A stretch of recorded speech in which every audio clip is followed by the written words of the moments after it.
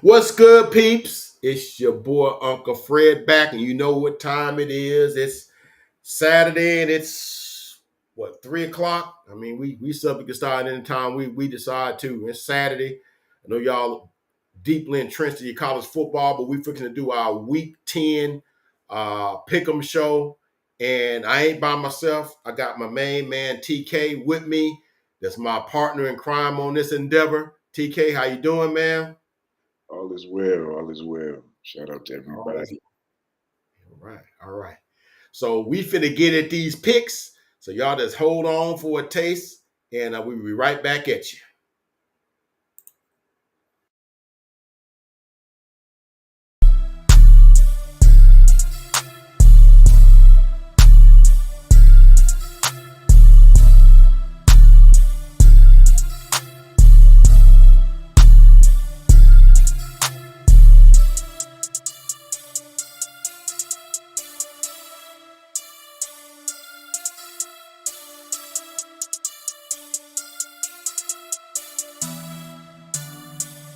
Two times on the beat, bitch. All right, we back. TK, Uncle Fred, Week 10, NFL Pick'em Show, Saturday afternoon. Man, what better place would you be than right here with the football experts? And so I'm gonna go ahead and give you a full disclaimer. So I know people might be watching like, what Uncle Fred doing with Alabama stuff on? Well, everybody know my channel goes Alabama Crimson Tide, it goes NFL, and it goes Dallas Cowboys, and I kind of go in all those different areas. So and I kind of usually don't cross pollinate, you know. I usually wear Alabama stuff when I'm doing Alabama stuff, when I'm doing college football stuff, and I wear NFL stuff when I'm doing NFL stuff. But just about, I don't know, about an hour and a half ago, these dudes right here just clinched the SEC West, and I thought that was worthy of being put on there because that means in about, I don't know, about 3 weeks or so, we're gonna be down in Atlanta at the SEC championship game. And we may be roadkill for that team over in Georgia, but whatever, man. At least we get a chance to get there, and we'll see what happens, man. You can't get your tail whooped unless you bring yours to get whooped. So we're gonna see. But we got that. We clinched today. We in the SEC championship game, and no, probably I'm sure we're playing Georgia unless who's playing. Unless Ole Miss does something special today, and I don't think they will. But yeah, Alabama Crimson Tide. I might even do an Alabama video today because they're starting to figure some things out. I think you might have picked LSU next week, but I ain't crying over spilled milk. I don't even know why I even brought that up. But anyhow, I did, man. I was very wrong. yeah. Here's the thing. Here's the thing. This is funny because I talk about them the same way I talk about the Cowboys. I'm gonna talk about them here in a minute. We're gonna go and get into our show. But they said something. They went and whooped Kentucky today up in Lexington today, right? And the broadcast said something. They were talking about the maturation of Jalen Milroe and how well he's doing, how well they've changed. The offense has adapted to his skill set and things of that nature. And then they said something, and they said Tommy Rees, he's the offensive coordinator. He said, they're running plays that like 3 weeks ago wasn't even in their playbook. And I'm scratching my head like this. I'm like, not in your playbook. You knew at training camp that you had a athletic, fast quarterback, and that's not as polished throwing. So you might want to run some, run option things in there to kind of, oh, that wasn't even in the playbook then. But now I'm like, what did you do in the offseason? But just ranting, but we didn't even talk about that today. But that's just something that kind of like, I hear things and they make my ears stand up, and I'm like, the heck do you mean that wasn't in the playbook? Why wasn't it in the playbook? Fitting the square peg into a round hole. But anyway, that's enough about that. Alabama SEC West champs going to the SEC championship game.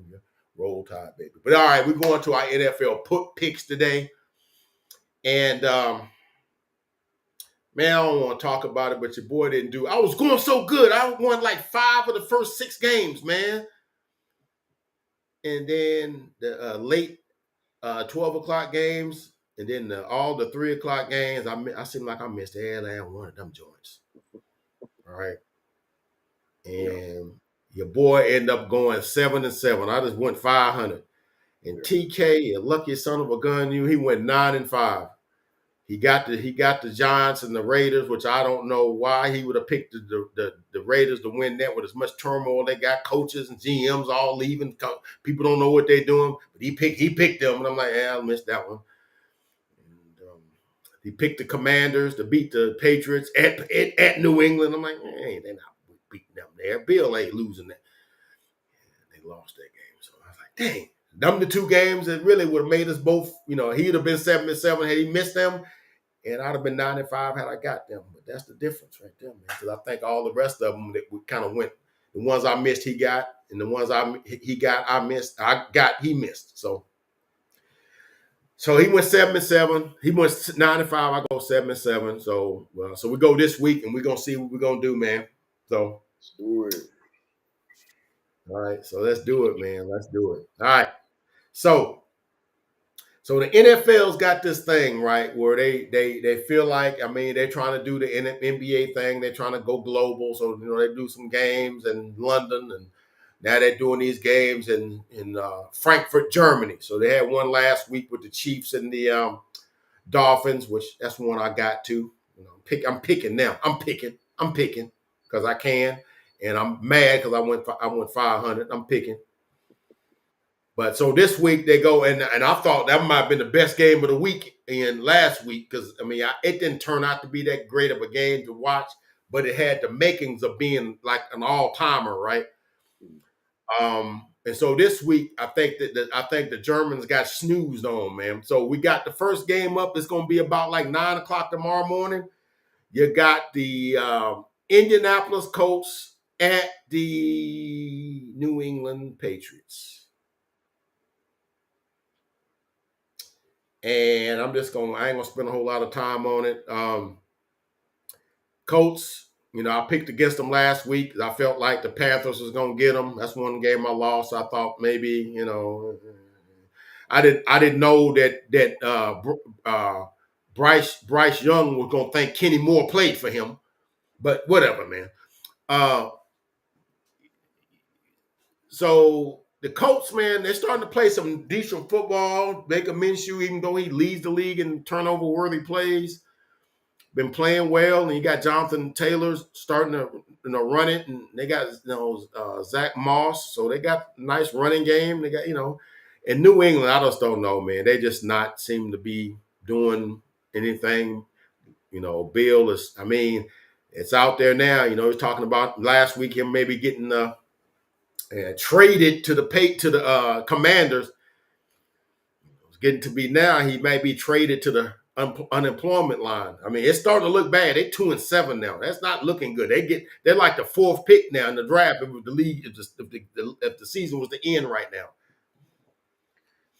And I think it only gets worse, man. I usually don't pick against Bill, but they're not looking good. Offense not looking good. Defense is starting to spring leaks here and there. They got injuries. Man, I guess I got to go with the Colts, man. I just think they got weapons. I just think they're playing better. I don't think they're going anywhere either. But if you're taking the temperature of how each one of these teams are playing right now, you'd be a fool to go with the Patriots over them. So I'm going with the Colts, man. I'm going with the Colts. Yeah, I got Indy. New England seems to be headed towards top 5, which, hey, man, it's not the worst thing for a team that needs a serious infusion of talent. So I don't know about all that stuff about Bill. Bill's Teflon, so I doubt that's the type of guy that gets fired or whatever. But as far as the season, man, it's going downhill, but it won't be the worst thing that's ever happened to that organization. They get opportunity to add some talent and potentially let Bill go do some things elsewhere. Start a new era. So it's not the worst thing, but in the meantime, of course, for the Patriots fans, you gotta endure these losses. Not too many people would be sorry for you, considering all the winning Who you knew? Who knew? done. So Nobody crying for them. That's for sure. That's for darn sure. they've had their time, man. So this just in the drudgeons right now. So yeah, I'm going Yeah. the other way as well. Right. We're going with the Colts, and not spend a whole lot of time because we got other games to get to. But that debate, was it Bill or was it Tom, starting to look a lot Tomish right now. But here's my caveat to that. It's a whole lot harder to build a team, starting over building a team than joining a team that's got talent and having success. That's all I'm saying. It's a whole lot harder to build a team. You got to put these pieces together. And you said they got a top 5 draft pick. Well, they got to prove they can draft well because they drafts have been booty, man. I ain't seen a draft pick they picked actually other than Christian Gonzalez looked like he might have been all right, but he fooled around, got himself hurt game 3 or 4 or whatever. So they got to prove they can draft some talent, man. So as you say, ain't nobody crying for the Patriots, man, because they were pompous and they were smug for about a couple of decades while they was winning, and now ain't nobody mad that they getting their comeuppance now. So, hey, man, kind of how that thing go, man. Yeah. Reap what you sow. So, anyway, we both got the Colts. We'll move on to some more competitive games and more more games to more watch worthy games here. So let's look at you got lost my place on the screen here. The Seattle Seahawks. Wait a minute, that ain't right. Did I miss something here?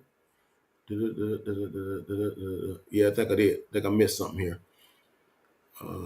Seattle at Baltimore was last week. Okay, you got the Texans at the Bengals. Let's do it with that one. Yeah. You got the Houston Texans at the Cincinnati Bengals. Now, we talked on the pre-show, and I tell y'all all the time, we got to start figuring out how to market that pre-show. The pre-show pretty good too. The show before the show. And we talked about that maybe the Bengals, and I'm going to say just like that, the Bengals are playing some of the best football in the NFL right now. If you told me right now in the AFC who are the best teams playing right now, it wouldn't be Kansas City, even though they won last week. It wouldn't be Buffalo because they won. No, they lost last week. But it would be Cincinnati and it would probably be Baltimore. Right now, they're playing the best football right now of all the teams in the AFC right now. Joe's playing well. I saw him, man. He was just surgical, man. It wasn't like he had some gaudy numbers, but like when the down and distance called for it and he had to make a play. Under pressure, he'd move just a little bit, find himself a soft spot to deliver the throw right on target, on time, first down, move the chains.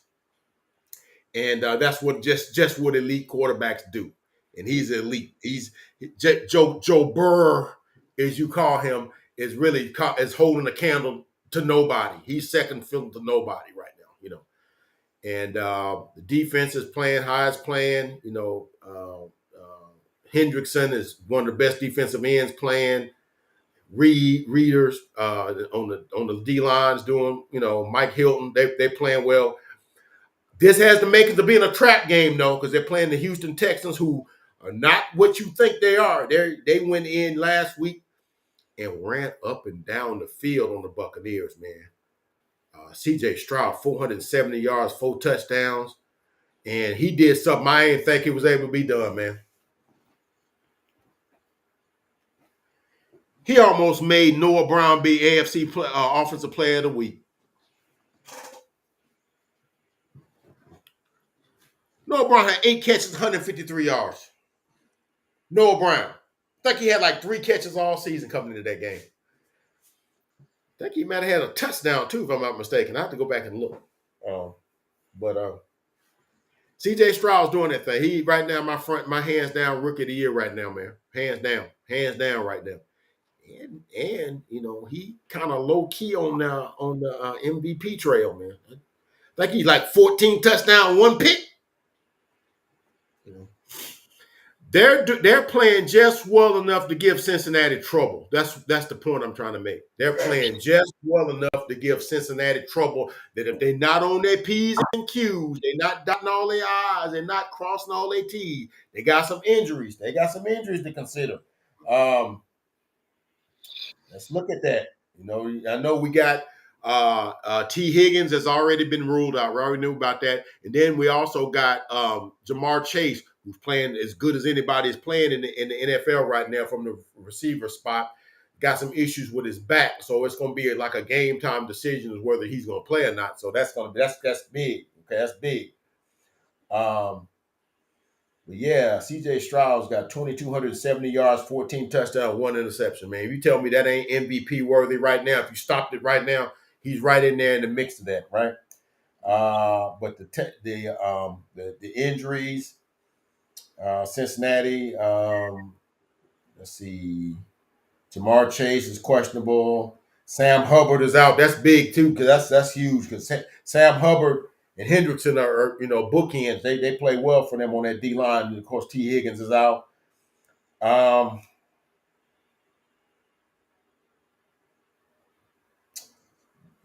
Houston Texans got Jimmy Ward. They all pro safety. He's not playing. That's about really all the majority of injuries they got. I'm still going with Cincinnati, but man, this game gonna be interesting, man. I feel like, man, Houston is feeling themselves. I feel like they're getting more confident as the weeks go by. Bobby Slovic has got that offense humming, and my man got that defense, playing well enough. I think Stingley is on a 21-day where he can come back because I think he was on injured reserve. They give you a 21-day window where you can come back. I don't know if Derek Stingley's going to play this week or not, but he's one of the better corners playing, and it would be good to have him because to cover some of the guys that he played with in college. So that would be interesting. But I got Cincinnati, but man, it would not surprise me if Houston pulled the upset. But I got Cincinnati because I just think Burr is playing real good football right now.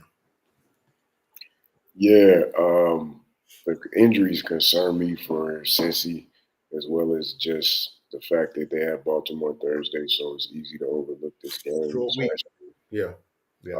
With the injury concerns, and you're going into a short week after it. So I guess the mainstay is Joe Burrow.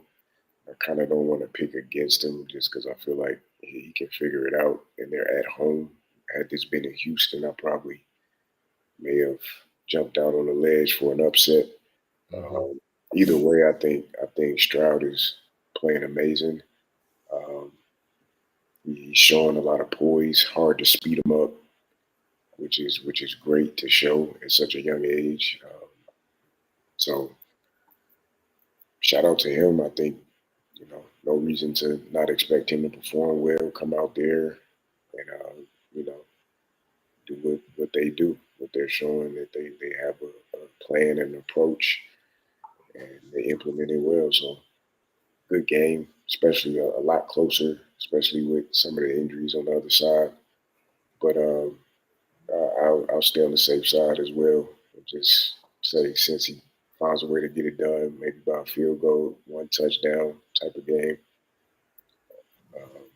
It's gonna be a fun game. I'm gonna watch it personally, so but I'll give Cincy the nod, man. Okay, all right. Ain't mad at that pick at all. Like we both look like we're both going Cincy, but I mean, you have to be impressed with what Houston has shown. I mean, you started the season, you thought they were one of the worst teams in the NFL. D'Amico Ryans is putting, he first time head coach. It's gonna take some time. You you got a rookie quarterback playing, it's probably not going to be good. They're going to throw the kitchen sink at you, man. But they have coached him well. He's adapted well. They got some young receivers that's playing well, Nico Collins and Tank Dell. And like I said, he even got a career game out of Noah Brown. And, hey, man, like I said, it's hard to pick against them, but I'm going to go Cincy because I just think Burrs is playing. So we both going Cincy. So we're going to see how that goes, man. We'll see how that goes. Next, we got the Green Bay Packers at the Pittsburgh Steelers. This is going to be an interesting game. It's a rematch of like Super Bowl like 50 maybe. Back in 2010, what was that? 12 years ago? 13 years ago? 45 maybe? Yeah, maybe 45. But Packers coming off of like a 27-3. I think it was 27-3 they won last week against the Rams. I think that was 27-3. 20-3. Sorry, 20-3. Gave them more credit than they got. They should have got here. Notable injuries here. Looking on the injury report. Rudy Ford, Kenny Clark. Kenny Clark's a big injury on their part on their defensive line. Quay Walker is doubtful. On the Pittsburgh Steelers side, Minkah Fitzpatrick is out. That's big. That's big as a safety. He's one of the best safeties in the league. Pratt Frymuth is on injured reserve. And that's about it on them.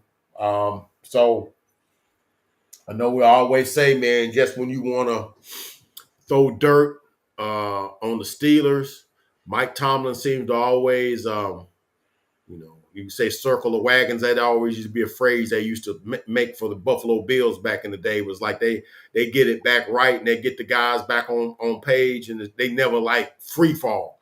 And they might lose a game here or there, but he always seems to be able to push the right button and make the right adjustments to get them right back into the thing. You know what I'm saying? So, and that's what it said. A lot of people knock him. It's like, well, he's not, he wins, but he's not, he's not one of the elite coaches, whatever. I'm saying, look, man, if you go as long as he's gone and not had a losing season, man, that's got to say something, man. I mean, I can't poo-poo that, even some of the best coaches, your Bill Belichick's have had losing seasons, okay?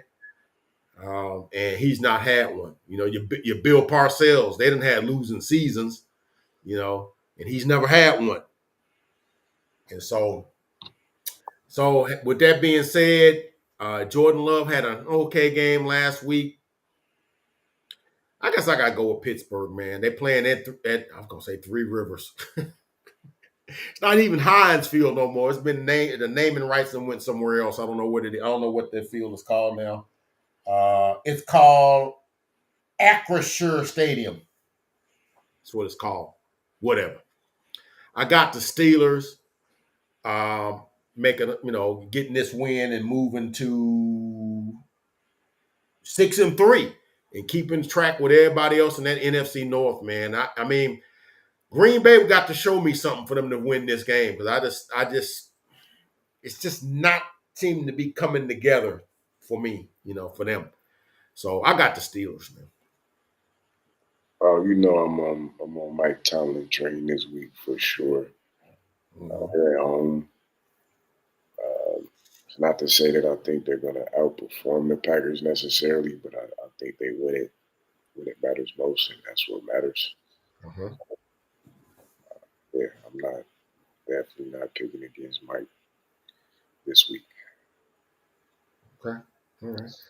So Steelers picked by us to get that win at home, and they stay pace with all those other teams. That that AFC North is a gauntlet, man.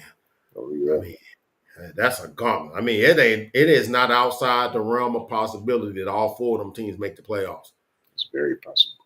Very possible. And that you never will think that would happen in a division where every team in a division is good enough to make a playoff berth. Yeah. But they all win differently. They got different ways and modes of winning and stuff. So So we both got the Steelers winning that game. So we'll see what happens with that. So now here's a game of particular interest to TK because they got some intriguing things on their roster. You got the Tennessee Titans traveling down to Tampa, Florida to take on the Tampa Bay Buccaneers. And the Tampa Bay Buccaneers are favored by a field goal, which basically means it's a pick'em game. Packers, because that's the game we just on. The Buccaneers are 3-5. The Titans are 3-5. Battle of 3-5 teams. I think teams are kind of, in my opinion, going in different directions from the standpoint that I think Tampa Bay is really like trying to figure out, gee, do we got a quarterback? Who we got playing quarterback? I think maybe the Titans might have their quarterback, but we need more data to see it. But I know they're intrigued by what they've seen by one Will Levis. They've seen over the last couple of games, right? But on the road, like I said, he played pretty well in Pittsburgh last week. They played pretty good in that game. That's not an easy place to play, right? So they go to Tampa. Tampa's kind of free falling. They lost to they gave up 470 yards to C.J. Stroud last week. They get Will Levis this week. I gotta pick a team, I guess, right? That's why it's a pick 'em show, right? Right. We're not just here just to talk about the game. We gotta pick somebody, right? Yes, you do. Yeah, that's right. That's right. Okay. With that being said, I will go with the Titans. I believe the Titans will win. I think Will Levis will make enough throws. I think the Buccaneers will try to load the box. I think he'll make some throws, and then when they try to put guys back to kind of stop Hopkins, and I didn't see your boy Trayvon Burks on the injury report, and I know he had a concussion towards the end of the game against the Steelers. He had caught a little pass on the left sideline. He didn't catch, and he went down a little awkward, and they said he had a concussion. He's in concussion protocol, so I don't know if he's cleared to play or not, but that's going to be interesting because you'll need that. Will Levis will need that extra guy on the other side to counterbalance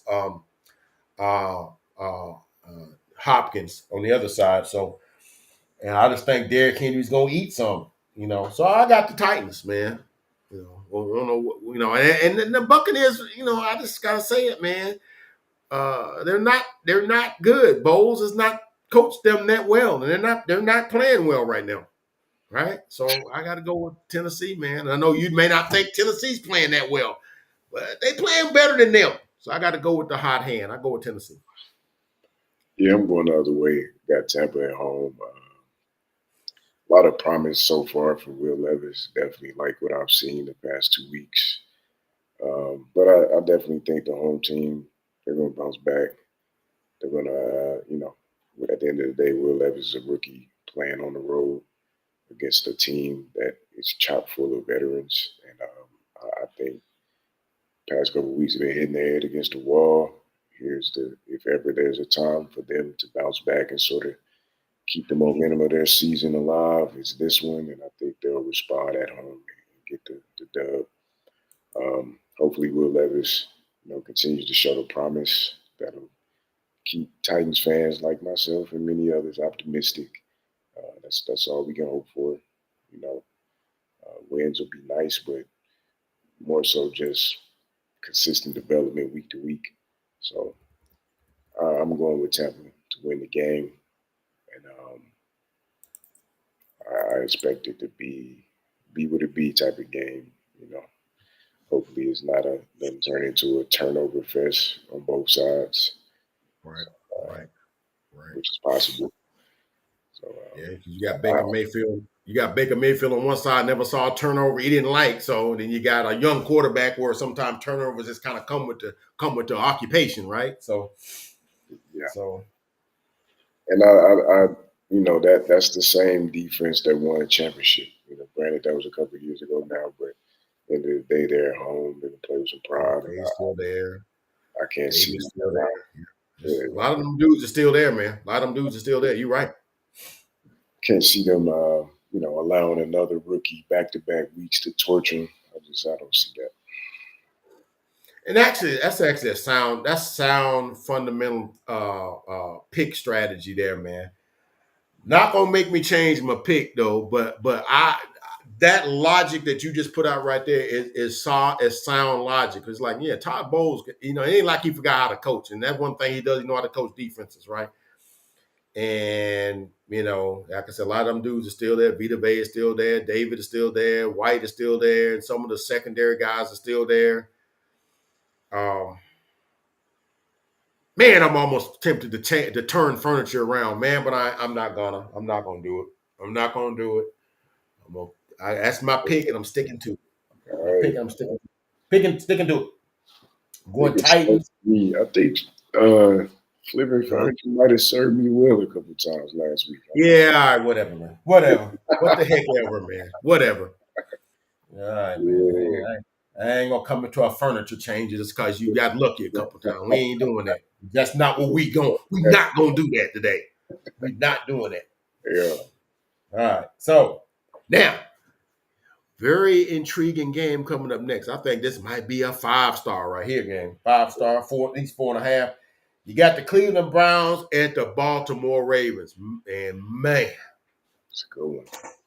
Baltimore Ravens. The Cleveland Browns coming in 5-3, and the Baltimore Ravens coming in at 7-2, because it's sort of like a 1.5 game, because they played a different amount of games advantage here. I think they've played earlier in the season, and I want to say that Cleveland beat them, if I'm not mistaken, didn't they? No. I know whatever it was 27-3. I just couldn't remember which way it went. Baltimore. It was Baltimore, but it was 27-3. I got the score right? I don't remember the score. I just remember Baltimore.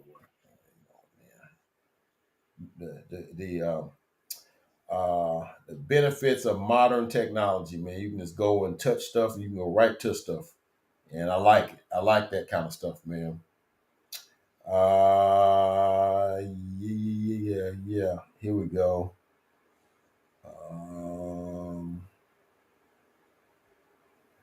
They won. Yeah, you're right. The Ravens, they won 28-3. I said 27-3. I was in the right neighborhood, just the wrong house.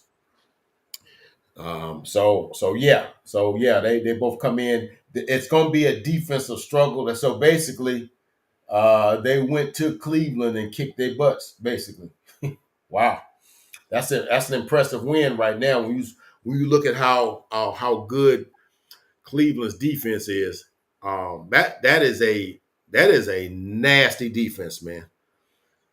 The Cleveland Browns defense is a nasty defense, man. And I just happen to think that maybe they had some offensive woes in that game, couldn't move the football, probably had some turnovers, and Baltimore got a couple of short fields, and they was able to turn it up. And then once the game gets 14-3, 17-3, or whatever, then it's like, a team like Cleveland can't really move the football, and then you kind of like start scrambling, you start getting a little more desperate, and then balls get tipped and things happen, and it's like, it's and it gets out of hand real quick, right? They're playing in Baltimore, man. Deshaun Watson is back. Let's look at the injury report here, just to make sure that we all on the same sheet of music here.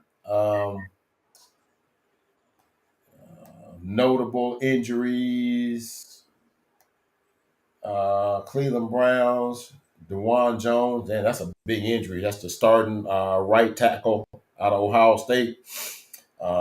Greg Newsome is questionable. One of their better corners. Marquise Goodwin, a speedy wide receiver, he's out. From the Baltimore side, you got Marlon Humphreys, questionable. Nobody seems to be out here of note. Nobody that's of any consequence here. So it would appear that Baltimore has sort of the advantage in the injury arena here. Baltimore is favored by 6.5. Hey, man, I guess I would go with that, man. But I'll look for, and I know Baltimore's been kind of getting up and down the field on teams. I know what they did last week to the Seattle Seahawks. We thought that was going to be a tight, hard fought game, and they just made mincemeat out of them, man. And they made mincemeat out of Detroit Lions too. Teams that came in there were like, yeah, man, they're gonna make it. That's gonna be an exciting, fun game. And the Baltimore Lions, no, we finna slam the door on them right quick, and they did that. So I'll look for them to do the same thing this week. And I think Deshaun Watson maybe makes some plays. They do some stuff. Amari Cooper maybe makes some catches here or there, but I got Baltimore. I got Lamar. Odell Beckham's played a good game last week too. I got Baltimore, man. Hell yeah, I'm just Baltimore all day. Cleveland not having both of their starting bookend tackles, that's a tough assignment. You know, playing the Ravens without Jedrick Willis and DeJuan James. That defense is going to fight. It's a divisional game. They're going to put their chin strap on and fight back as much as they can. But as we've seen with the Ravens and their ability to take, granted, both NFC teams out of division, but take two hard-nosed philosophy type of teams and just make quick work of them like they did the past couple of weeks. I mean, it's hard to see Cleveland stopping that momentum, just especially with the injury concerns that they have and just probably their inability to put enough big plays on the table to, you know, counterbalance what Baltimore has been able to do, because their offense has been sort of underrated. You know, I know we don't typically expect them to, you know, be firing on all cylinders like they are, but right now they are. So it's Baltimore, man. Easy pick in my opinion. Easy pick. I think it's going to be a slobber knocker, though. I think it's Baltimore's defense is kind of underrated. They kind of been flying under the radar, kind of. Yeah, they are. Ask Detroit how their defense is, and ask Seattle how their defense is. They gets after you too. I know Cleveland gets a lot of it, a lot of the pub. You know, having one of the better defenses, but Baltimore's defense is not slacking in any of the categories either, right? So it's going to be some hitting in this game, buddy. This is not going. I don't think it's going to be it's not going to be a track meet under no circumstances. I think, you know, it could be 17-13 or 20-13 or something like that. I could see a game like that and a lot of hits. I don't know, man. I heard that line before, and then I saw what they did the past couple of weeks. So yeah, definitely wouldn't put it past them making quick work out of the Browns. But I would say, you know, I got a lot of respect for that Browns defense, man. So yeah. Like I said, Baltimore favored by 6.5, so we'll see what happens here. All right, so another tasty game we got on the schedule. There's a couple of tasty ones. That one's a tasty one in terms of, like, you know, it's a divisional games, and that's probably the most competitive division in the league. That one, and then, you know, you got those teams playing, and so now you kind of sort of got like a trans conference game here of some good teams, in my opinion. You got the San Francisco 49ers traveling down to Duval County to play the Jacksonville Jaguars. That's going to be an interesting game. I would have to say that might be the game of the week, man. 49ers, you know, got an opportunity. Will have an opportunity to work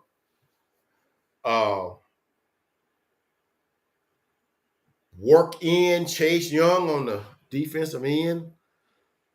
Chase Young and Nick Bosa. Oh boy, on the end, and in the middle you got Eric Armstead and Javon Hargrave. Javon Hargrave, they got from the Eagles, formerly of the Steelers also. So that is no doubt probably the most potent defensive line in football right there. So they got an opportunity to work out all them kinks. I've been hearing some stuff in the off week. I mean, because I think they had a bye week this past week, if I'm not mistaken. Did they not? And so I've heard a lot of stuff. Coming off the bye. Both teams are coming off bye. Both teams coming off buys. There's been a lot of stuff about Steve Wilkes, who's the defensive coordinator of the 49ers. Maybe some stuff about some of the guys not liking some of the schemes he's been putting in. And, some of those things that went in that Vikings game. He made the call before halftime and they went, with a certain scheme and they got him a touchdown scored against them. And that kind of put that game it didn't put it out of reach, but it kind of like made it tough for them. And if they get out of that game how it was, it might have been a different game, right?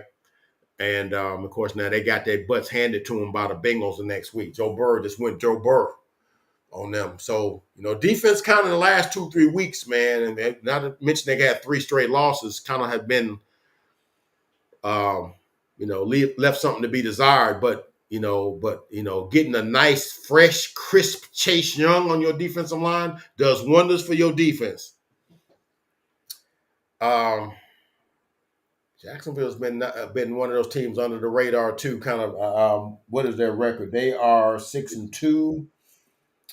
If I had to pick the team behind Baltimore and Cincinnati that's playing good ball right now, I would go with Jacksonville. Injuries of note: Javon Hargraves is questionable. Trent Williams, that's a big one right there. That's questionable. They're all pro offensive left tackle. That's big. On the Jaguar side, nothing really of note. Zay Jones is questionable. No, he's out. Sorry, he's out. Don't really see any other than some we call just depth players that's on their lineup that are out. This is going to let me know where San Francisco's at, man, because Jacksonville is not to be trifled with, especially not there in Duval County. They play good football there, right?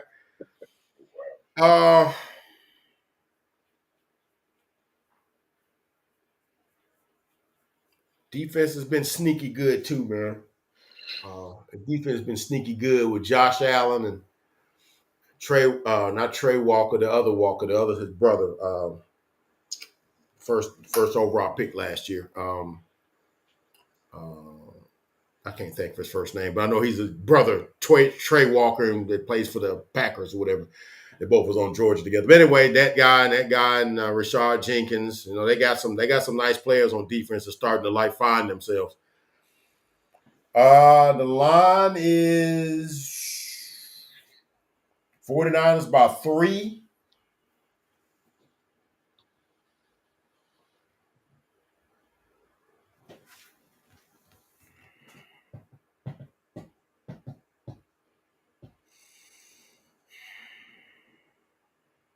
Steady long, steady wrong, right?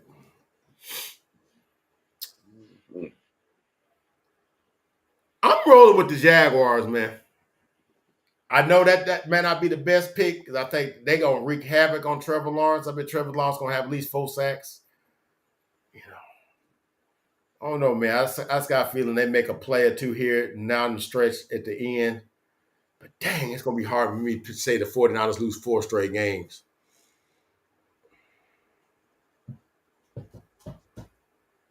They favored by 3. Dang it, I'm switching. I'm going 49ers, man. I'm going 49ers. I just can't see them losing 4 straight games. Yeah. If no other reason. Move that couch, man. You did right. Yeah. Niners all day for me, man. They coming out their body. Just needed to rest up, heal up. Yeah. Tebow gonna be back to play? Absolutely. Tebow's back. C-Mac is healthy. Everybody's coming off, some healing time, man. They're gonna be prepared. Both teams are gonna be prepared for each other. Like I said, it's a game of the week to me. So it's gonna be a good one. I respect a lot of what Jacksonville is doing down there, but 49ers losing 4 straight, no way. Way too much talent. And, they got their horses back. pretty sure Trent Williams, I know he's questionable, but I'm pretty sure he'll give it a go.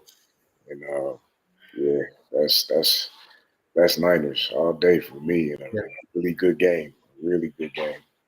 49ers fool around and squander this, and they be putting themselves out of playoff contention as it sits right now because the other teams have kind of like made themselves put themselves in contention because the Vikings, who we're getting ready to talk about next, are 5-4, and oh, you lost your picture there, TK. And so, but yeah, 49ers, I just can't see them falling out of playoff contention like that. So I guess I gotta go with the 49ers here. But man, if the Jaguars go and do that to them, man, boy, that would really upset the apple cart in the NFC, man. Because that's a team everybody had a month and a half ago was like people would say that's the best team in the NFL. Yeah. And you would have got nobody arguing with you.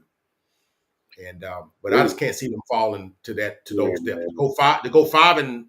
Aren't they 5-3? Yeah. Yeah. They would go 5-4, and with the Vikings have beaten them, they would get the nod over them, right? And as far as playoff berths and stuff go, right? So we both got the 49ers winning that one. So all right, last game of in the 12 o'clock window. The way my docket looks, kind of an interesting game. You got the New Orleans Saints at the Minnesota Vikings. Now, if you'd have asked me this game, the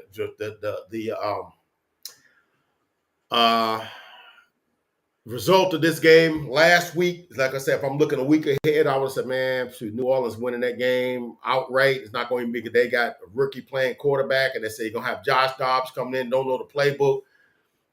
But what had happened was Josh Dobbs come in Tuesday, don't know the playbook, barely knows the guys in the huddle. They're working on his cadence and his sequence and how he calls the cadence, and people like, oh, what does that mean? Oh, I don't know. Maybe the thing that keeps offensive linemen from leaving early because they know how he calls certain things, because everybody got a cadence, that they use, and that lets them know we're ready to play. If you talking about Peyton Manning, we say Omaha. That lets you know it's if you go Dak Prescott, he says, here we go. That lets you know the play is ready. Like, okay, we ready to go after that. So you got to know a quarterback's cadence. I see it's like a small thing to people that don't play the game, but if you don't know a quarterback's cadence, how you keep offensive linemen from false starting, from whatever. So those are little things that you should know before that, but he barely knew those dudes. So for him to go and do that and beat the Falcons is kind of, one of the most impressive things I saw last week.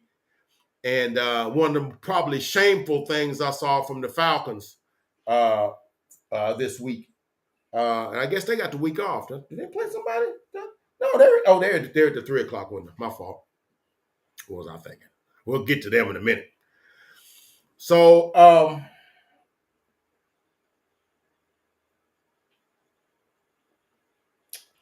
I'm probably going to go ahead and pick the Saints, though, even though, because I'm just thinking that they've got a better team. They got a veteran quarterback that knows their system.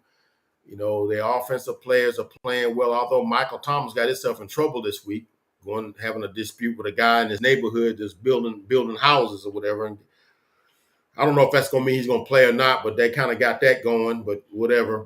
But you got Michael Thomas, you got Chris Olave, you got Rashid, you got, Alvin Kamara.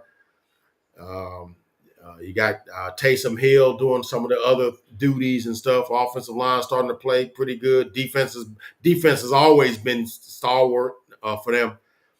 And most of us kind of had the Saints as the team because of the veteran, they have on the team, and didn't have a whole lot of unknowns. We kind of felt like going into the season that the Saints were kind of the odds-on favorite to win that NFC South, and they've started to put some wins together.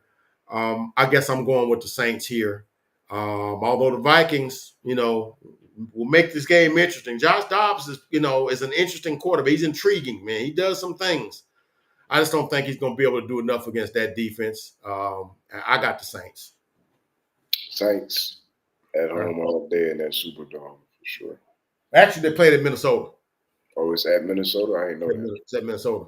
I don't think it makes a difference. It's a dome. You know. Okay. I think it matters in terms of my confidence in the pick, like I just gave it, but I still go Saints. But at home, I felt like that would have been a major advantage for them. But either way, I say Saints. Okay. All right, we both got the Saints there. Like I said, you know, Josh Dobbs did some impressive stuff last week, man. But sometimes, you know, that blind squirrel don't find that nut but once, man. So I don't know. I'm not gonna say that dude was lucky, man. You know, you got to have some sort of competence, and there's some incompetence by the other team. We're gonna get to that in a minute. So, but we both got the Saints, and that concludes, I believe, the 12 o'clock window. Right. So now we jump to the 3 o'clock window. As soon as I find here we go. Here we go. 3 o'clock window. And of course, fresh out the box on the 3 o'clock window is the Atlanta Falcons at the Arizona Cardinals. There's a lot of intrigue in this game. There's a lot of sweaty palms going to be going on in this game. On one hand, you got Kyler Murray, who's supposed to make his first start of the season. He's been practicing for a couple of weeks. They've been playing Clayton Tune last week, and they got completely ran off the set last week with that guy. You should have known going up into Cleveland, with a rookie quarterback that kind of didn't know what was going on. And you thought maybe they was kind of protecting Kyler Murray, and then we're not going to have him going up against the first, or second, third best defense in the league on the road. So we're going to put him against a team that's a little kinder, gentler defense or whatever. And, of course, the Atlanta Falcons, you know, and not only Kyler Murray, James Conner, I do believe, is going to make a start this week also. To go, you know, with the other players, Hollywood Brown, some of the other players that's on the team that's got to, you know, they've only got one win against my Cowboys. I hate to keep bringing that up, but they've been close in a lot of other games when Josh Dobbs has played, and so you insert Kyler Murray. You know it's going to be on his first action of the year. Atlanta Falcons, the team that really was like Keystone Cops last week. I mean, turnovers, you know, just bad play, just, you know, just a lot of stuff that you shouldn't be able to do. And Arthur Smith don't make it no better with his little stuff that he does on the sideline. And, you know, and I think he's feeling the pressure that if he don't get it done, there's some rumors about other guys that's going to take his place if he don't do what he's supposed to do this year or whatever. So it's a lot of stuff going on with that team. You know, they're playing guys make mistakes and you don't hear from them again. Bijan Robinson having a fumble, and then you're like, oh, we don't want to play him no more. You're going to put Algiers back there, who's a good back, but you can't not play Bijan Robinson, who arguably could be your best player on offense. I mean, no shade to Drake London. No shade to him at all. But, I mean, Bijan Robinson could be your most talented player on offense. I mean, him or Kyle Pitts or whatever, and you can't, not put the ball in his hand because, you know. So, that being said, I did a lot of talking. Look, man, I guess I know they only won one game, but, I mean, I think Kyler Murray, man, has been chomping at the bit to get out there to see what they can do. I know the Cardinals want to get a top pick so they can but I still think they can get who they want, man, if they're even a second or third pick. Because I think somebody's going to pick a quarterback, and they may not need a quarterback. They may need offensive skill position people instead of a quarterback. So they might still get who they want. I got Carolina. I got Arizona winning this game. And the Falcons continue to sink like somebody with a brick tied to them jumping in the water. You know, they continue to sink. So I got the Cardinals. I keep wanting to say Carolina. I got the Cardinals. I'm the other way. I got Atlanta, but I just think, it's college. First and foremost, shout out to Kyler. K1 is back. I just think with his first game back in a year, this is a tough, tall task to ask him to go out and win a game right out the gate like this. I think they'll kind of try to phase him back in, um, which Atlanta would be opposed to Cleveland, that would be a much better Right. option to do that Right. with.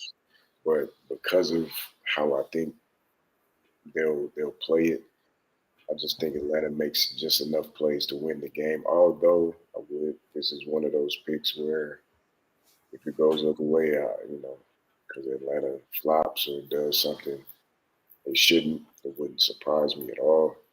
Not at all. Not at all. Yeah. And I won't elaborate more on the same of what you said about Atlanta, but their issues are pretty clear and apparent. And having, whether it's defiance or whatever, just having issues getting Bijan Robinson involved in the offense is just problematic, period. Shouldn't be a tall task for any coordinator, any coach. So I give them the win. They got enough skill position talent to get it done. So, hey, get it done, Atlanta. I say get it done. Okay. Not mad at that pick at all. Talent-wise, they got enough talent to get it done. I mean, it's just a matter of putting it together. Like I said, some foolishness going on. I mean, you got guys talented as Kyle Pitts and then Bijan Robinson, and you got figuring out how to get them to football and stuff. And I'm like, man, it's some offensive coordinators out there like, man, if you gave me Bijan Robinson, boy, if you gave me Kyle Pitts, boy, what I could do with them. Man, and they also got Jonnu Smith. You could run a lot of 12 personnel with 2 tight ends and stuff. Man, you could run so well out of that, and then you could throw it. You got a tight end that's an instant mismatch, man. And you up there playing around with your food. Yeah. So, whatever. But, Atlanta going to be Atlanta. So, like I said, I thought they would turn the corner. So, they're going to win this week, and they got a shot to win that division. And it's like, now they under 500 now, man. I'm kind of done with them, man. But, watch them win this week when I done pick the other team. Watch that. That's so Atlanta. That's so Atlanta. So Atlanta. All right, here's another slightly tasty game here. We got the 3 o'clock slot. You got the Detroit Lions at the Los Angeles Chargers. That's going to be an interesting game. Detroit Lions coming off of I think they played last Monday night, if I'm not mistaken. Am I mistaken? Am I running the games too close? No, they played Monday. No. They played the Jets on Monday. Jets and the Chargers played Monday night. So they're coming off of Monday, but I think who's the last team that the Detroit Lions? Are they coming off a bye? Yeah, they're coming off a bye. Okay, when they played last was a Monday night. They played Monday night against the Raiders and pretty much got everybody fired. Yeah. Got everybody fired, man. Got Josh McDaniel fired. Got Dave Ziegler, the GM, fired, and got Jimmy Garoppolo demoted. He's sitting on the bench, and they're going with Aiden O'Connell, who played an okay game last week and got a win, which I won a game I didn't pick. I figured that's too many moving parts, man. To win a game, you got too much stuff going on, man. But I was wrong. So you got the Detroit Lions coming into SoFi Stadium, and they're coming out. I mean, they're playing some good football, man. Jared Goff, and they finally allowed Jahmyr Gibbs to get a significant amount of carries and not on like gadget plays, because he's not a gadget guy. He's a guy with a extreme skill set that you can plug in a lot of plays, right? He can run it some between the tackles. He can run it outside, and he's something else when you get him outside the numbers and get him in space catching the football. He pretty much is every down back. You can put him in. He's big enough you can play almost every down. You just don't need to get him 8-9 carries. He got like 19, 20 carries or whatever in that game. Had over 100 yards and had a significant amount of yards catching the ball too. Just lets you know that really it sort of like does him a disservice to have him getting 7, 8, 9 carries a game I know you got David Montgomery, who's a designated power back. He's a kind of a versatile dude too. He can kind of catch it some, and he's very, tough in between the tackles. So you kind of got the best of both worlds here. And then you kind of got some nice stuff on the outside too, because you just added Donovan Peoples-Jones, and you got a week to implement him into your offense to go with Amon-Ra St. Brown, and Josh Reynolds and stuff like that. So, Chargers did some stuff last week, but I think a lot of it was due to the ineptness of the Jets offense. They got in some bad down and distances, and they got Zach Wilson sacked like 6 times. They had guys having career games on that offensive line. And then Zach Wilson making some bad decisions, holding the ball too long, doing all that kind of stuff, and getting strip sack, fumble, and all that kind of stuff. So, so the Chargers getting a little uptick in competition this week. I got the Lions, man, because I think they're just playing good football. I think they'll go into SoFi and win against the Los Angeles Chargers. I got the Lions winning that game. And the line is the Detroit Lions are favored by 3. So it looks like Vegas thinks along with Uncle Fred. So what say you, TK? As do I. Detroit football. That's Detroit, man. Got Detroit. Okay. Like what they doing. They on the road. They coming off a bye. David Montgomery's back. They're going to play a physical brand of football, but they also have the ability to go over the top on you. They play hard-nosed defense. They're a complete team, man. So it's Detroit. Chargers are the Chargers. So, yeah. So you going Detroit just like me, right? We're both going Detroit. That's the last. We got one more. We got 2 more 3:00 games. Okay. Now you got the Washington Commanders at the Seattle Seahawks.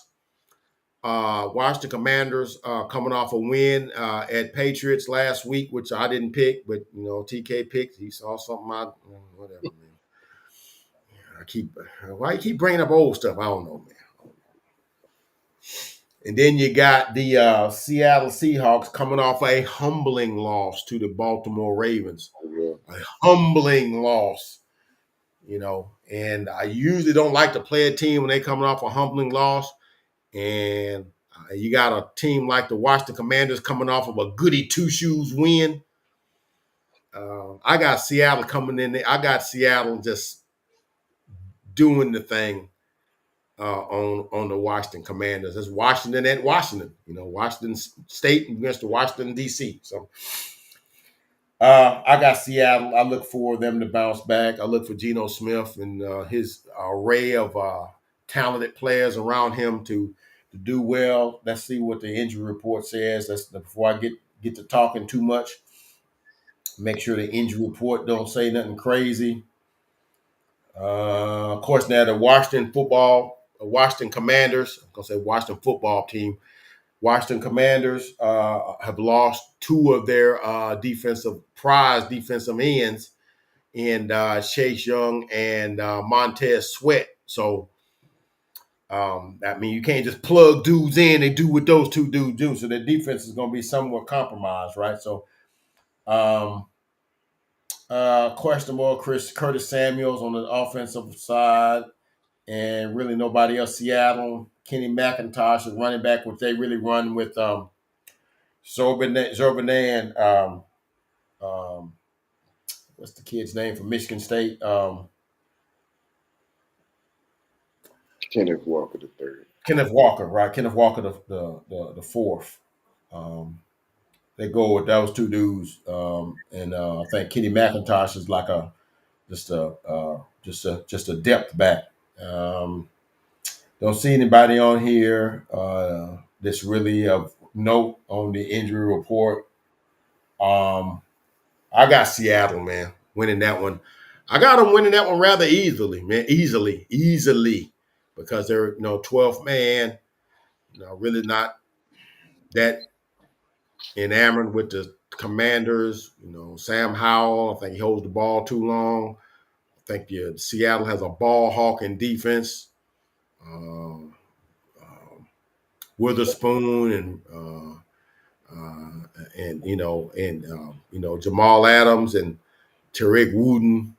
I mean, I think they got some good corners, man, and some good safeties and stuff, man. And then they, of course, they end up getting Leonard Williams, Frank Clark. So I got Seattle, man. Yeah, I'm going Seattle at home, but Washington, man, shout out to Washington week in and week out. They find a way to make a game entertaining. They've consistently done that throughout the year. They lose the games, but they keep them interesting. So wouldn't be surprised if they make this one interesting, but I'm definitely going Seattle. Line is Seattle by 6. The 12th man is a thing there. It's a thing. Okay. All right. Last and certainly not least, among the 3 o'clock games, and I always leave that one for last. You got the New York Football Giants traveling to AT&T Stadium to take on my Dallas Cowboys. Dallas Cowboys coming off a frustrating loss to the Philadelphia Eagles, a game that they really, if they just paid attention to details, if they had just played football and not got ahead of themselves, I think they could have easily won. When I say easily won, I mean they had ample opportunities to win. I don't mean like they would have been, could have just mopped the floor with the Eagles. The Eagles are a very good team. I'm not saying that. I'm just saying they had ample opportunities to win that game and just didn't seize the opportunity. Okay, whether it be play calling here, not getting jumping on fumbles when they're presented, and just misreads on plays.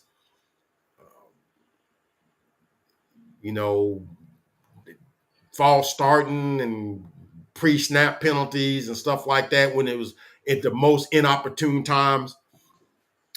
But the New York Giants is just like a big old pot of chicken soup, man. Whatever was ailing you, man, it's sure gonna make you feel better to get them New York Football Giants with the starting one Tommy DeVito. I don't believe is any relation to the actor Danny DeVito, but he's a guy I think played at I want to say Syracuse by way of Illinois or one of those. I may have it in verse or whatever, but he's a rookie, undrafted rookie that they have because Daniel Jones tore his ACL and who's out for the season, which I hate to see players get hurt. And I don't care what you might think of, guys like Daniel Jones or Kirk Cousins. These guys that people like to poke fun at, man. But I never like to see guys get injured, man. Them guys, put their lives on. They don't put their lives, but they put it on the line every week, man. They go out there and they practice hard. They put their bodies through vigorous things to go out there and perform for us every week. And I hate to see when a dude go down with an injury, especially an injury of that magnitude. And the dude kind of like went down without being touched and thought he could still play, and his leg collapsed on him. You hate to see stuff like that. And, and that kind of sucks. And as a result of that, the Cowboys are favored by 17 points. That might be one of the biggest spreads I've seen since the New England Patriots of 2007 when they had Tom Brady, Moss, and some of them other guys on the team. What's the running back's name that went from Cincinnati? He was all those guys on that team, and they were playing somebody like the Washington Redskins when they won like 4 games that year, and they I think they're favored like by 20, or something like that. But you hardly ever see an NFL spread of 17 points, never. And that's a game that could get the Cowboys caught, looking because I look for the Giants to not have nothing to lose, pull out all the stops, run every type of misdirection, every type of double reverse, every type of play that you can pull out of the playbook. I look for them to blitz continuously on defense because, like, what you got to lose? We 2-7. We're not going nowhere. Season's not going nowhere. We're playing the vaunted Cowboys. we're 17-point underdogs. What we got to lose? We're playing with house money. All those cliches apply.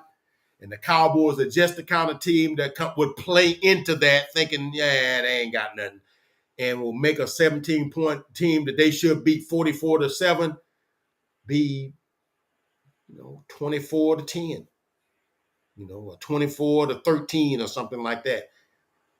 And I think that's kind of what's going to happen. But I got the Cowboys, and I think that the Cowboys kind of play down and let the Giants have some stuff that they have no business letting them have, because the Cowboys going to Cowboy sometime.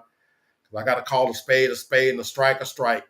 But I got the Cowboys winning. I don't think it's going to be close, but I think it's going to be closer than it should be. Yeah, you know what time it is on this one. Dallas all the way.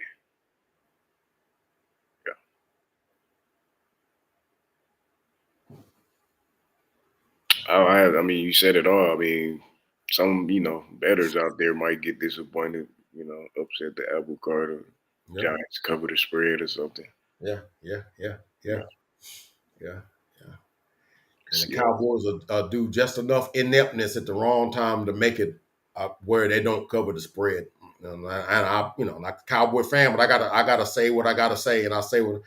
I mean, if they played up to their abilities and play everything buttoned up, and they go in there with a killer mentality, I could see them winning this game 44-7, easy. I could see them doing that, like they did in the opening week, because I felt like they went into that game, seeing red. It's like, oh, okay, y'all said we was this, we coming out with everything, but a lot done happened since then.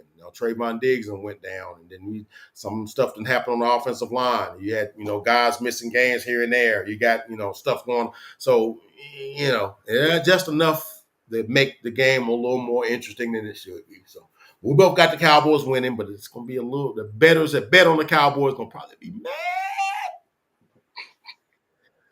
So Sunday night game, I got a question, man.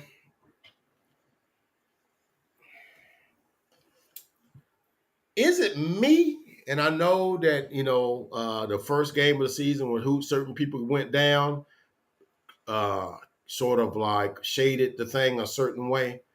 But is it me? Are the Jets on primetime every week? Feels like it. Yeah. Definitely feels like it. Okay. Because they lost last Monday night. They played Monday night last week. I had them winning, but they got behind, and couple of inopportune turnovers. Got and I think they had a kickoff return, a punt return. They got them behind early, and then they had a couple of inopportune turnovers. Garrett Wilson, on a nice pass play that they got, and they were nice mixing the run and the pass up real nicely. Then he fumbled, and they turned that into points. And then Zach Wilson fumbled on because they was in his backfield all night, but he held the ball too long, got strip sacked, and that got them some points. And before you knew it was like 10-0, 17-0, or whatever, 17-3, whatever. And then, once it got to like that, the Jets don't have the kind of offense to come back. But if they could have got a lead, I feel like they were a team that with their defense, they could have played with a lead and make the Chargers and turn their defense loose on them. And I think that by them getting behind, they allowed the Chargers to play balanced football, and that kind of made it where they couldn't win. So that's why they won the game. And they turned the ball over about 3 times, so that didn't help too. They're an offense that can't turn the ball over. They just really can't. Not with Zach Wilson and whatnot. They got to run the ball. They got to play smash mouth, and they got to be smart when they throw the football. And they didn't do that. So they got them today, Monday night, playing the Las Vegas Raiders. And this is a throwback to a lot of people are like, what are you talking about, Uncle Fred? That goes back to the Heidi Bowl. Like, what are you talking about? The Heidi Bowl. That goes back to like 1974. It's a game that NBC, when the game, they thought the time allotted to the game was alluded to, was already had went. They switched the game to Heidi, which is like a Disney movie. They went to that, and so nobody saw the Raiders come back and win the game. They didn't see that. So that game is called the Heidi Bowl. So it's Uncle Fred give me a little history lesson there. Go Google it. They'll tell you exactly what I just told you. All right. And when they allotted a certain football didn't have the stature that it has on the American networks that it has now. So right now, a game can run long if you want to. They not preempting that programming for and cut the NFL game off. They won't do that now because the NFL is big business now. But then NFL was not like what it is now. So okay, it's 6 o'clock. Yeah, Heidi's supposed to come on. So yeah, we don't care about the Jets and the Raiders. We're gonna go ahead and show Heidi. So the Raiders and the Jets fans didn't never see the end of that game. Okay. So that being said, you want to pick for this particular game. I don't know. Maybe I was saying all that to kind of get my mind together to pick a team, and I can't pick one that didn't do any good because I can't pick it. It's definitely a perplexing game because both teams need it. Yeah, they both need it. The Raiders, kind of like making because that team's to me kind of talented. You got a quarterback that's Aiden O'Connell, Zach Wilson, both quarterbacks that kind of both of them got receivers. You got Garrett Wilson on one side, and you got Adams, Devontae Adams on the other side. That if they could just get the football, they can do some magical things, man. If you saw that game when they played the Detroit Lions, man, you would feel sick for Devontae Adams, man. He whooped Cameron Sutton so bad on both of them daggum things, and for him not to get the football, you was like, man, really, man. I mean, he whooped that corner so bad, man. It's like he wide open. One of them could have been a 98-yard touchdown. One could have been like a 50-yard touchdown. I mean, dude just whooped, just cooked. Double move, boom. Got you wide open, and the dude throws out of bounds. Or bounced it to him. Like, come on, dude. What are we doing here? Okay. And I had been kind of rolling with the Jets because the Jets were like 4-3, and I'm like, man, you tell me the Jets is 4-3 and they lose Aaron Rodgers, man. You was like, man, we'll take that every day of the week, man. And they lost the game last week. They probably if they played special teams and got the top of the turnovers like they should have early, they could have won that game and been 5-3 right now. But they not. The Raiders got Antonio Pierce, got them boys playing. They playing at the Raiders. I guess I gotta go with the Raiders, man. I gotta get on your side, man. TK, if anybody don't know it, is a closet Raiders honk. He got silver and black pom-poms in his closet that he brings out when he don't think nobody looking. And so I'm gonna kind of go with the Raiders too on this one. The Jets kind of let me down last week, and the Raiders surprised me last week. So I'm gonna go with the Raiders on this one. You know where I'm at. Raiders. Yeah, man. They at home. New energy in the building. Yeah. End of the day, man. Tay Adams and Sauce Gardner.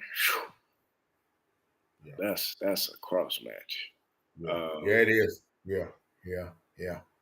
These teams are actually pretty even matched. They kind of struggle in the same departments. Mm-hmm. So, like what you mean at the quarterback position? Yeah, and getting the ball. Both got good running games. Breece Hall is a good running back. Jacobs is a good running back. Yeah. So it's kind of it's like a mirror match in ways. Yeah. And I'm gonna say Oakland. Not Oakland. Vegas wins. They're always gonna be Oakland to me, man. They're always gonna be Oakland to me, man. Go ahead. Yeah, they definitely still compute as Oakland in my brain. I just think the Raiders figured out because I want them to win. So my Raider bias coming out. He definitely got Raider bias. He not lying. He got Raider bias. Yeah, man. Yeah, Raiders. He'll pick the Raiders and have them. It makes no sense at all. But he'll end up winning that game. I'm sitting there like, how the he win that? But I'm going with the Raiders. Awesome. I'm going with the Raiders. Yeah. And again, I think they get that ship righted, and we'll see what happens. Okay, Monday night we got a sort of like a I guess you can say a snoozer, if you will. I don't think these teams are. Although the Broncos have been playing well of late, you got the Denver Broncos at the Buffalo Bills. Bills kind of like not playing as well as you'd like for them to have played. They 5-4 right now.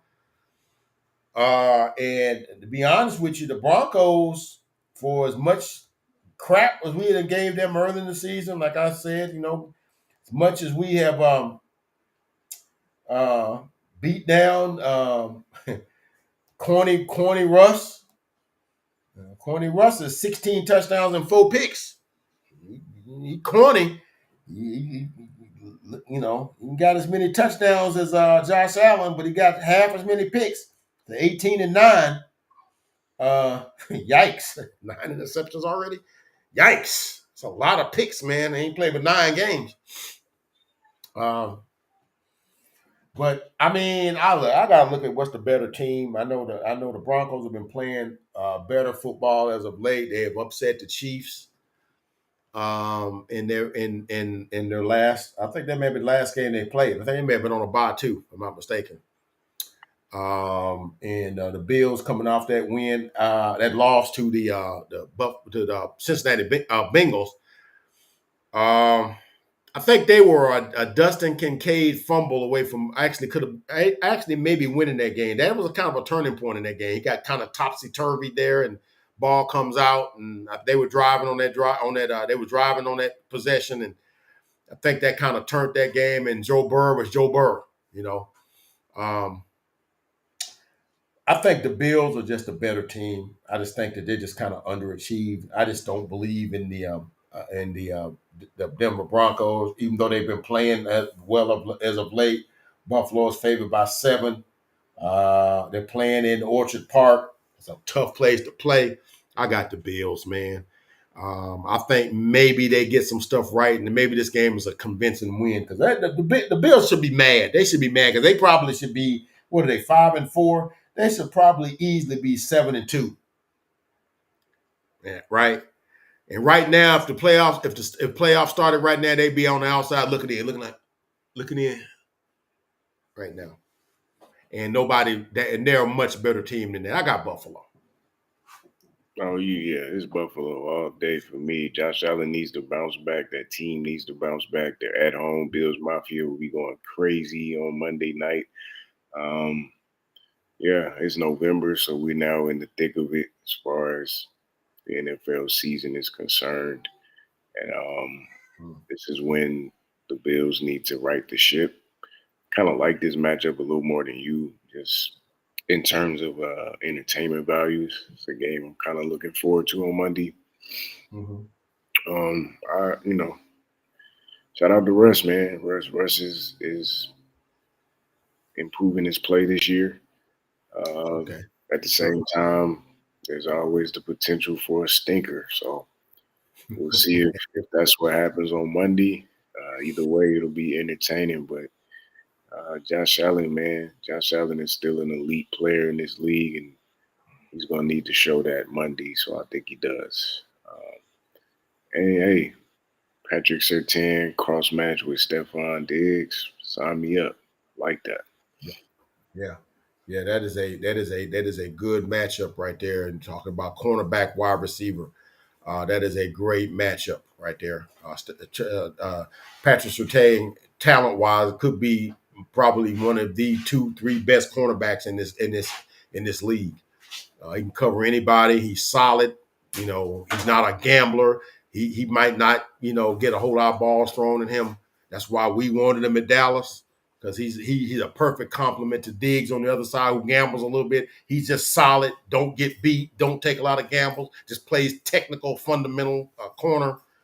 And him against Stephon Diggs, that's a good matchup there. It's a very good matchup. So, we both got Buffalo. And I'm waiting for one more Broncos countries. Let's ride. And when they get beat by 14, I'm waiting for one more there. I don't even know if that's still a thing, where if he still does that or whatever. I don't know. I don't keep up. And they done got on him enough for that. Russ, could you stop doing that? We lost. Let's stop with the Let's go. Dude, we got beat. Okay. Yeah. Come off the company line stuff, man. You can be a little more, now. A little more human now. We lost. Yeah. Stop. Come off the corny stuff. We lost. Yeah. Right. All righty now. So we got the third, because we know we always do the Thursday night the next week, because we don't come on again. So we want to go ahead and and this game gonna be a doozy, man. So Jeff Bezos, you getting your money's worth on this one, man. I think you should get a refund on some of them other games. This game this past Thursday night, Panthers and the Bears. Come on, man. We got next Thursday night. You got the Cincinnati Bengals at the Baltimore Ravens. Mm-hmm. Ooh-wee. That might be the best game of that week. And I don't even see what the rest of that week come up. I don't even see the games on that game. I don't see them beating that one right there. I don't see them beating that one. Cincinnati, depending on what they do this coming up week, because they're playing the Houston Texans, and I got them winning. But they could easily be 6-4 maybe. I think that's what their record might be. I'll find them here in a minute. They're playing hide. They playing hide and seek for me here. Here we go. Yeah, they're 5-3. They could be 6-3. I'm sorry, going into this game, and they're playing the Baltimore Ravens, who are 8-2, and 7-2, could be easily be 8-2 coming into this game. So you could have 6-3 versus 8-2, or 6-2 versus 6-3 versus 8-2. I think one played 9 games, one played 10 games, right? Yeah. Yeah. So, man, they're playing at Baltimore.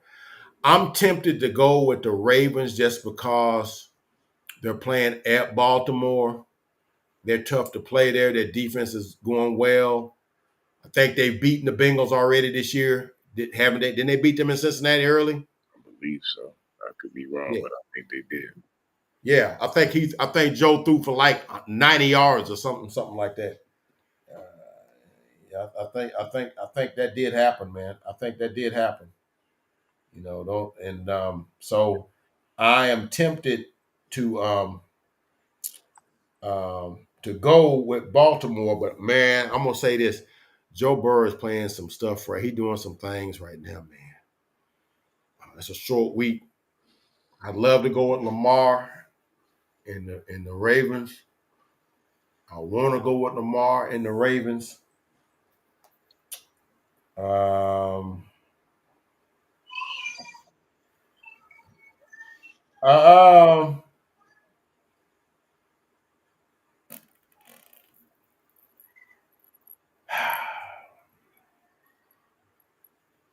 Actually, I'm wrong. I don't think. Yeah, they did. They beat them 27-24. Ravens did. They won them and beat them in Cincinnati. Beat them 27-24. Okay.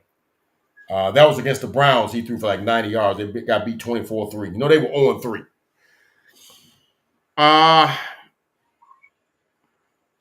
I'm going Cincinnati, but man, I would not be surprised if the Ravens got them. That's going to be a good game, man. That's going to be a good game, fam. That's going to be a good game, fam.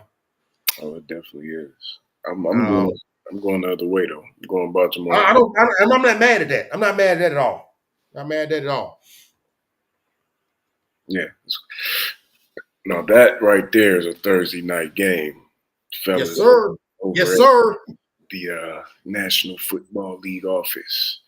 Yeah. That right there is how you get us to be excited to watch football on Thursday night. Right. So yeah, I got Baltimore, but love Joe Burr like you. Joe Burr. But till I see otherwise, man, I'm not gonna pick against Baltimore. They rolling right now, so I go Baltimore. Go Baltimore. All right. We're going Cincy. We're going Baltimore. I think it's going to be a good game. I mean, NFL, no more Bears and Panthers. No more Bears and Commanders. No more Cardinals and Bears. No more Cardinals and Panthers. No more none of that stuff on Thursday night. Please. No, and for the love of God, no more Jets or Giants games. The Jets, okay, I can deal with them a little. No more Giants games, man. Or we should be entering flex season, right? Yeah. Close No to more Jets, no more Giants games, man. Giants been on prime time like 5-6 times this season. Dude, what are we doing? What are we doing? I know that mass market. I know it's New York. I know that, but they're not good. They're not good. And now they're almost comical now with what they're putting out on the field. So no more of that. But that's our lineup this week, man. Y'all watch and see what you say, man. And all I'm gonna say is have a good football watching Sunday, man. Sit back, man. The weather gonna be cool. Get you a nice bowl of chili, man. If somebody, if you fix that, you know how to fix that. Get you a good bowl of chili with some chips, man, and sit back with a nice beverage of some sort, man, and kick back and watch you some good football, man. Because they're gonna be some good games this week, man. Any parting words from the illustrious TK? Man, as usual, as always, man, everybody enjoy yourselves, enjoy the game. See you next week. See y'all next week, man. And when I've seen a couple people jump on this thing, man, look, man, put your opinions against ours, man. See, that's what makes these things fun, man. Just don't watch it like for the entertainment value. We pick these games. We kind of, we watch football. We football fans like y'all, man. Watch them. And if you think we smoking crack, say, hey, y'all smoking crack. I think such and such and such and such. And we'll pull out the tape and see how you matched up, man. That's what it's all about, man. But like he said, enjoy these games. It's already week 10. Wow, already week 10. It's almost Thanksgiving. So it's 2 weeks away from Thanksgiving. So yeah, this thing's about to wrap up, man. So comes in quick and it goes out quick. But have a good football watching Sunday, as we've said. Enjoy these games and come back. We'll come back next Saturday and we'll see how you did. We'll have both our report cards and we'll see how we both did. I'm kicking his butt this week. I don't give a daggum. I'm kicking his butt this week. All right. He ain't gonna be whooping me every week, man. Okay. That's all we got from the desk, Uncle Fred. Signing off for TK.